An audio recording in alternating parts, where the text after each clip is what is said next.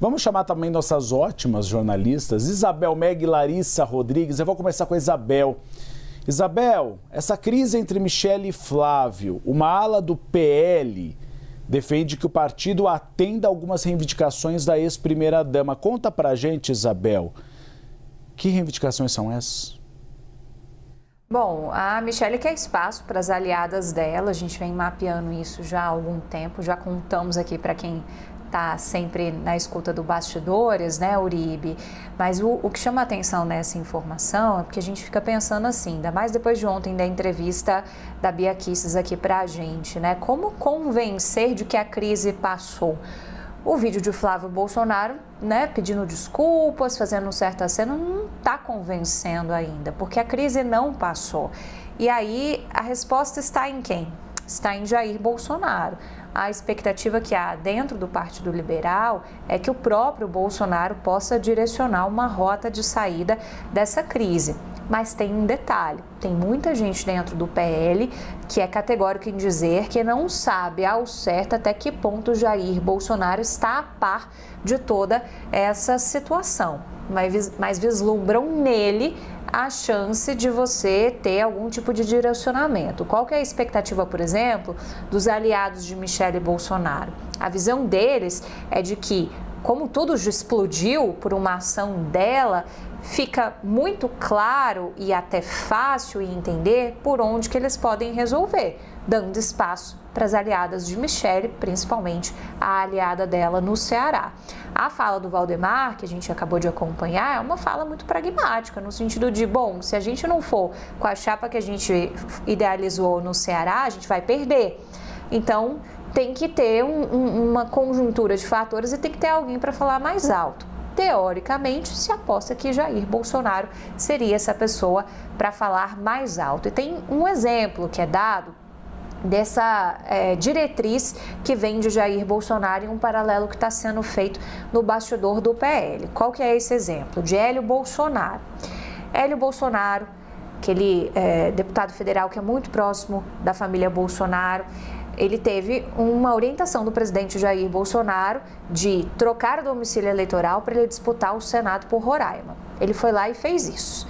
Mas a contragosto da própria bancada do PL no estado de Roraima. E aí eles tinham definido que o candidato não ia ser Hélio Bolsonaro. A informação que me chega é que por meio de um recado de Bolsonaro via Michele para o partido, Bolsonaro disse o seguinte: não, a minha decisão é que Hélio seja o candidato ao Senado. E aí eles resolveram tudo, Flávio foi lá, gravou um vídeo e esse vídeo nas redes sociais acabou formalizando, querendo ou não, para o bolsonarismo que o candidato seria Hélio Bolsonaro.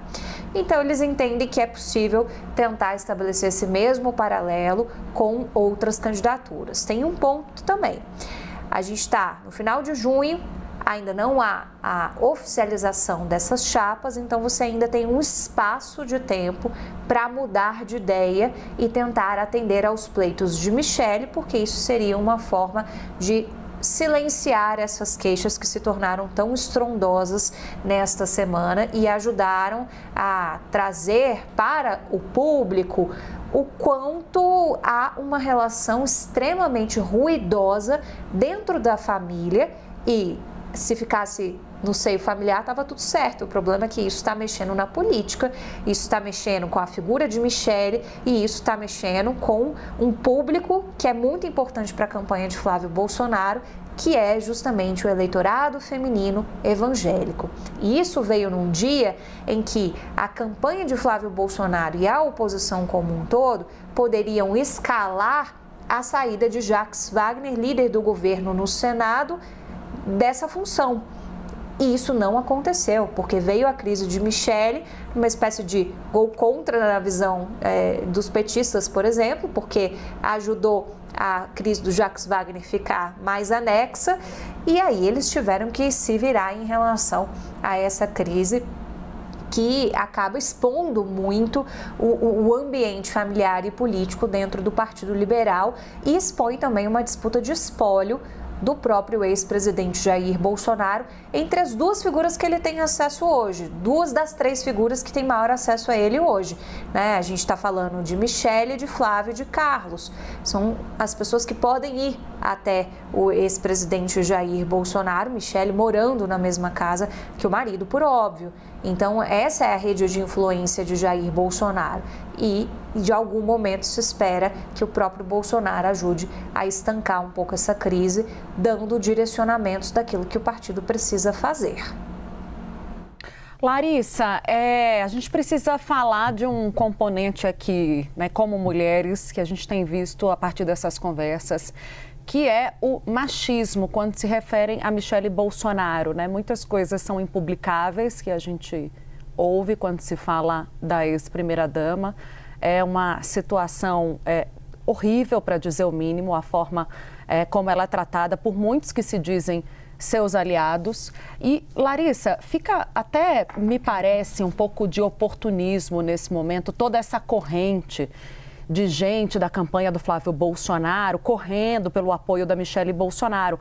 Quando lá atrás, o próprio Flávio Bolsonaro, eu estou tentando encontrar aqui quando, mas quando questionado, assim que saiu o candidato e perguntaram sobre o apoio da Michele, chegou a dizer que a Michele estava preocupada com os cuidados de saúde de Jair Bolsonaro. Isso é uma forma de, em outras palavras, de escantear o trabalho de uma mulher, né? Então, foi dito dessa forma. Acho que Valdemar Costa Neto também se referia a isso quando a gente questionava. E aí, a Michele Bolsonaro, qual o papel que ela vai ter na campanha?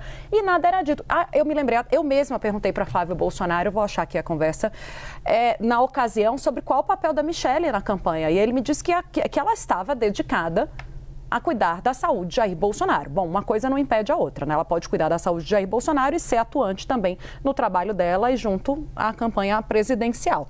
Queria te ouvir um pouco, porque é isso, né? Fica muito escancarado, né? Machismo, um certo oportunismo. O voto dela é importante para agregar o voto feminino, o voto da mulher evangélica. Então, quando é importante, né, para eles, né, para essa maioria de homens, a gente vê que se torna uma necessidade falar com Michele Bolsonaro, algo que já poderia estar sendo feito e não se chegar a uma situação como essa, de uma exposição frontal sobre uma crise.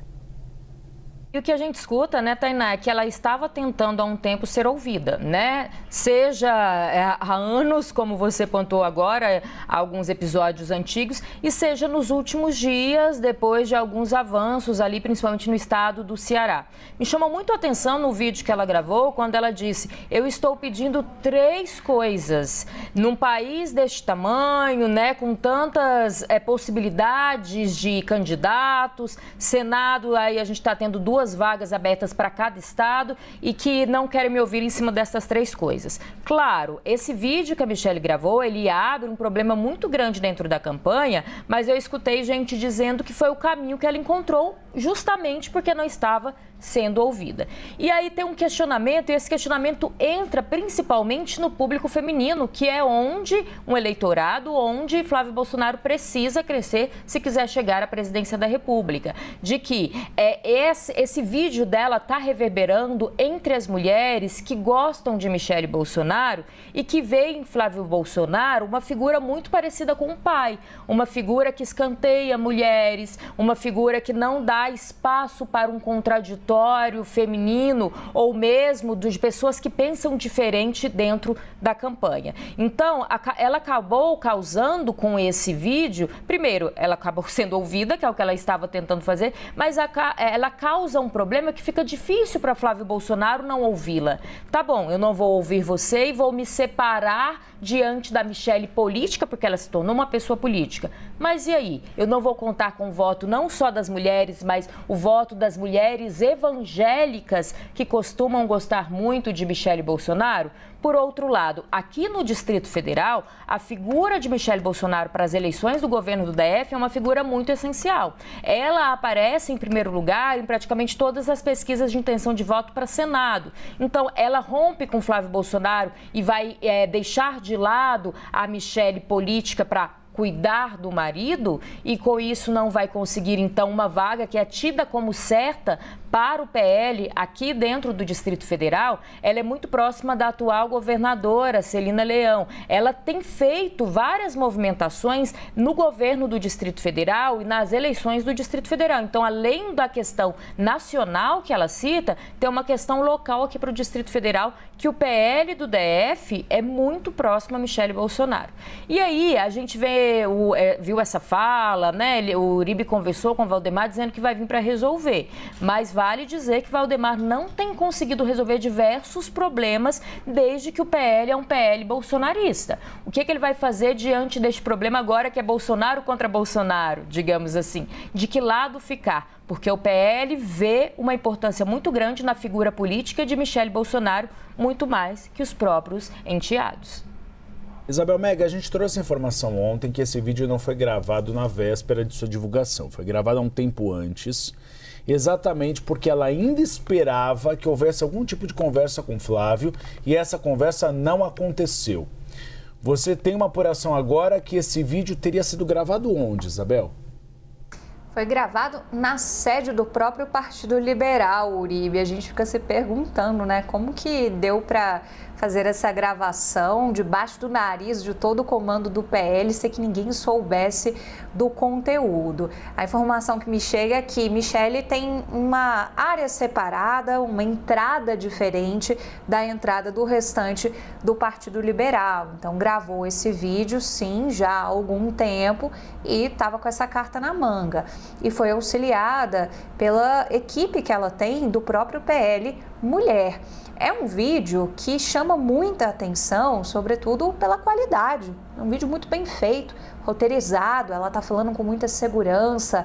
É um vídeo que quase não tem erros, né? Erros aqui que eu falo em termos de formato, de colocações, de postura. Você tem um cenário que é desenhado ali com vários elementos interessantes que falam muito sobre a própria Michele, sobre a imagem que ela quer passar ao público. Então, é um vídeo que ele foi idealizado de uma maneira para além das palavras e recados que Michele quer dar. Tudo ali parece ter uma noção de que comunica algo nesse vídeo que foi feito. E o tempo muito longo do vídeo, né? Algo que ela poderia ter descrito em uma mensagem curta, em um vídeo mais improvisado. Não, a escolha foi de fazer um vídeo muito bem roteirizado, longo, são 2 partes de 26 minutos e que a parte final, o finalzinho ali da parte 1, é quando ela começa a falar da punhalada, aí fica um suspense no ar, aí você vai para a parte 2 e continua assistindo aquilo que ela vai narrando a respeito de uma relação que é descrita como extremamente desagradável dela com o próprio enteado Flávio Bolsonaro.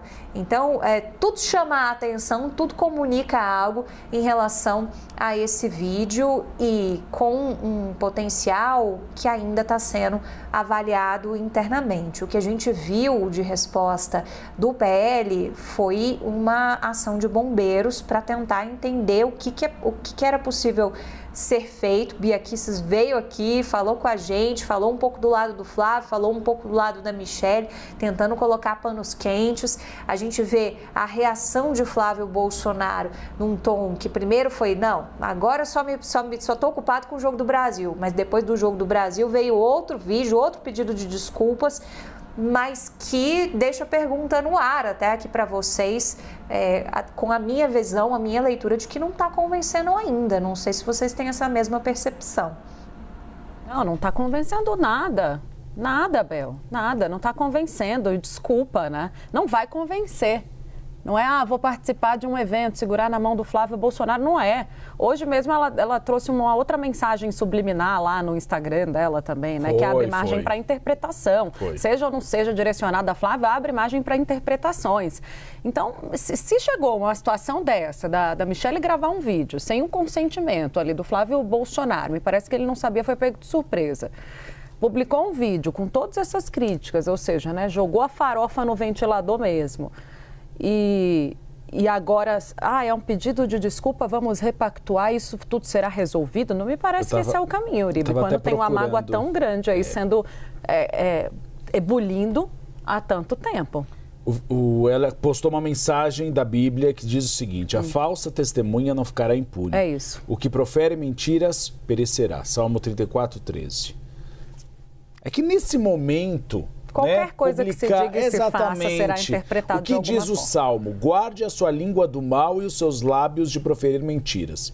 Enfim, fica aí para quem quiser interpretar. Você vai ver só quando eu brigar com você. Vai ser igual? Você vai colocar Salmos. Vou colocar. Ela é muito católica, sabia? Ela vai colocar Salmos contra mim nas redes sociais.